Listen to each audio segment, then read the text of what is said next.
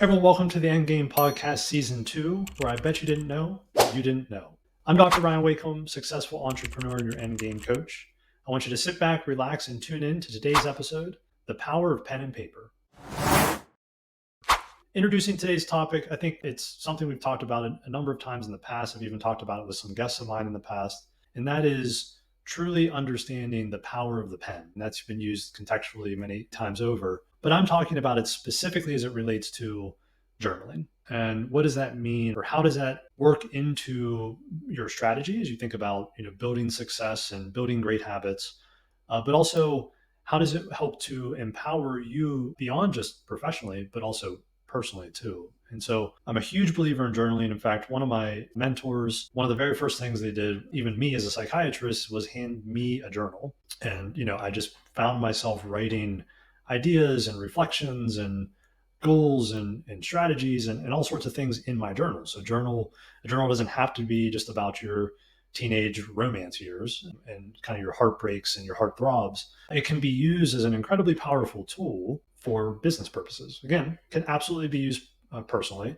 And I'm here to advocate that you do that. I would also advocate that you, if you're going to do that, you would do that with two different journals. You would have your personal journal that you would put all of those sorts of items into, and then you would have your professional journal, which is really, obviously geared towards your business goals, your business life, and your business enhancements. And again, part of the science behind journaling is not just this idea of, first and foremost, people can be learners and acquirers of information through different sensations. So, as you know, we have multiple senses, and one of those senses are the sense of sound.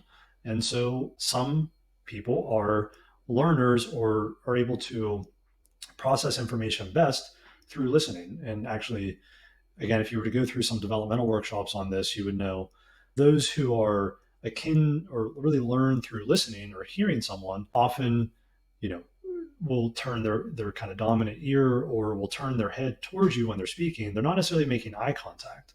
They're more interested in what you have to say.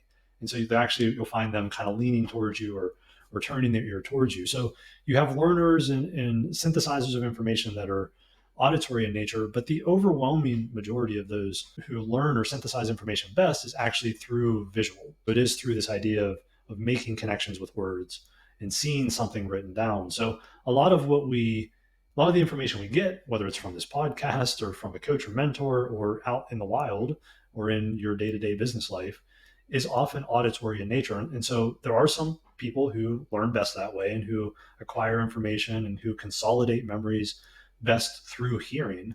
But it's a huge proportion. I think it's nearly 75% actually do it best through visual. And so the true science behind a journal is far beyond just putting something on paper. It's actually your ability to see that information on paper. So you've taken what you've heard, you've processed it, which, by the way, sometimes through your own lens. So you want to be aware of that. But then you've put it down on paper for you to be able to see. And it's actually the seeing, and oftentimes seen more than one time, that allows it to become part of your consciousness, that allows it to become part of your working memory, that allows it to really live and breathe in a way that it takes on actual accountability. It takes on actual enhancement and creativity and success, as compared to you heard it once and you lost it, or you forgot it, or you heard it, you're not an auditory learner, and so you actually never heard it. So journaling, and by the way, you can do auditory journals. You can keep memos, you can keep auditory journals too, if you are someone who learns best through the auditory sensation. But if you're not that person, or if you want to try to keep it in a way that might be more organized or that you can easily tag back to, unless you get really good with tagging different voice memos with the right labels. And again, if you want to be able to go back to it and reflect on it and kind of look at it multiple times in a way, or hear it multiple times in a way that you can actually consolidate it and do something with it, that's where a journal becomes important. So journaling is beyond this concept of a psychotherapeutic technique, or again, heart throbs and heart breaks. It actually has to do with your ability to take information and really learn it, really consolidate it, really hold yourself accountable to it. What gets measured gets done or gets managed to. And so if you have audacious goals, or you're stretching outside your comfort zone with a vision and goals, and it's not on paper, you've heard me say this before, then it doesn't really exist. You can't reflect back on it. You can't hold yourself accountable to it. So journaling is really important, not just because of the science of how we learn and how we consolidate and how we best become aware and enhance our lives. It's also around this ability to hold oneself accountable and to reflect back. You almost always need to see something, not just hear something, see something multiple times for it to truly become part of your kind of working mindset and organization. And so for accountability purposes, for creativity purposes, for problem solving purposes, for self awareness and enhancement, all of these reasons, journaling is really critical in your success story. And finally, I would say journaling is also really powerful when you think about the practice of gratitude or being grateful. And as we think about, as we talked about before, this idea of purpose and gratitude and again, reflecting back, what are you grateful for? So it's not just accounts of things you've learned. It's not just hard facts. It's not just strategy. You can also use journals in a way that they can become really empowering from a gratefulness perspective or gratitude, or from an enhancement of your purpose and drive, kind of your why. Oftentimes, putting your why on paper again makes it more real and helps you reflect back on it and remind yourself when it has been a challenging day personally or professionally. It allows you to ground yourself back in a moment where you can be where you can shift your mindset and help be more grateful, more forgiving, more loving, more emotional, more positively emotional in otherwise emotionally difficult or dysregulated states. So it's a really great, really powerful tool for strategy, for grounding, for focus enhancement, and all the other things. So journaling is really important for any personal or professional growth. And that's been proven many times over, again, through both science and anecdotally. So really want to focus on or emphasize how important journaling can be. Taking that just a slight deviation from that and kind of one step further and one step to the side, which is there are things in our lives that can function as journals. And if you happen to hear the podcast from Tara Stubbins, she actually brought this up in a slightly different way. But sometimes when we think about journaling, we think about to-do lists, or here's my list of things I'm going to do today, or here's my list of goals, or here's my list, right? And to her point, and rightfully so, some of the problems that we run into with lists, even if we chunk those lists down, even if we put by when dates. So not only here's this thing, it's only these three things, and this thing will be done by this date. Even doing that can cause internal anxiety and panic and stress. And so as we think about how we live a optimal life, a less stressful life, a successful life, you don't want to just keep adding to-do items, adding stress.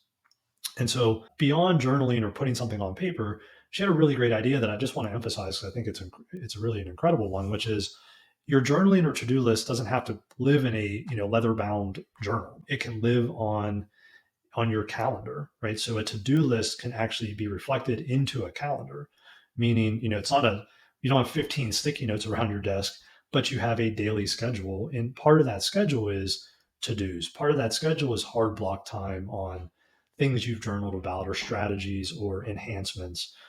So really, as we've talked before, time is the most valuable thing you have, and your schedule is a reflection of your time. It's an account of your time.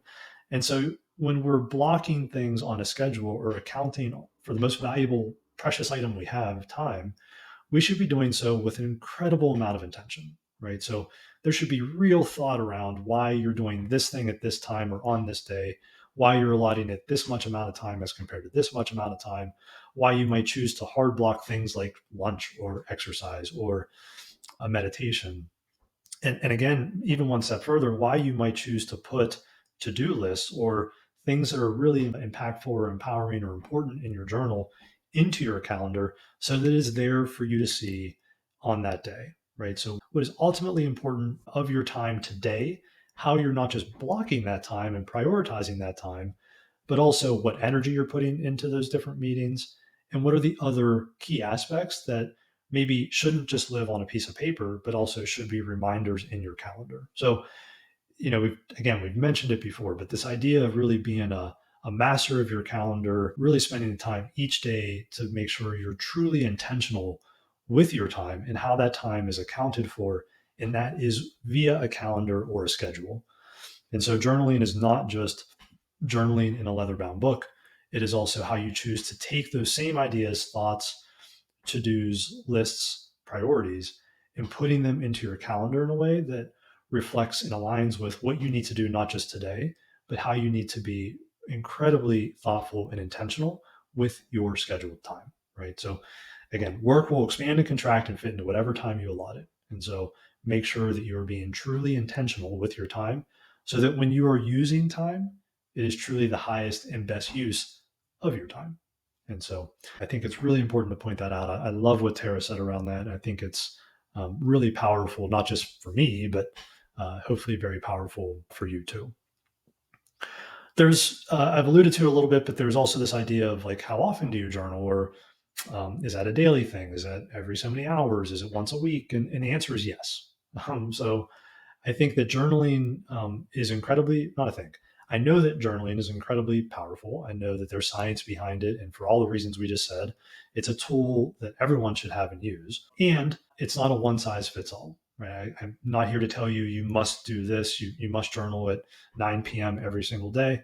I am here to tell you that routine matters, right? As we've kind of talked about before, no matter how creative you are or how free you would like to be, routine does help hold a structure for success.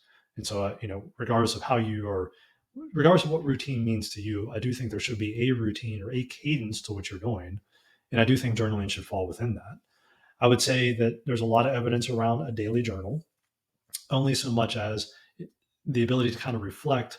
Reflection is only as powerful as what you remember from the thing you are reflecting on. And so if you're only journaling once a week and trying to do lessons learned and reflect back and be incredibly grateful on 7 days worth of stuff, you're likely to miss a few, or candidly, you're likely to feel a bit overwhelmed. And so there's not a perfect answer here, although there is some good science on a daily journal, no matter how small that might be, only because it does allow you to reflect back onto a day that you hopefully can still remember.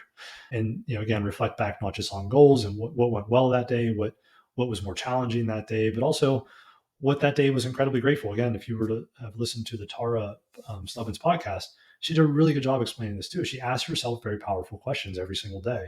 And that's her way of journaling. She asked, I think it was three or five very powerful questions. She answers that question or those questions very transparently and honestly with herself. And it is her way of making sure that she's aligned on the day for goal setting, making sure that she's self-reflecting, making sure that she's had a moment for herself and for her family, and all of the gratitude that comes and the visualizations that come with that. So journaling, there's not just the science of doing it as being helpful.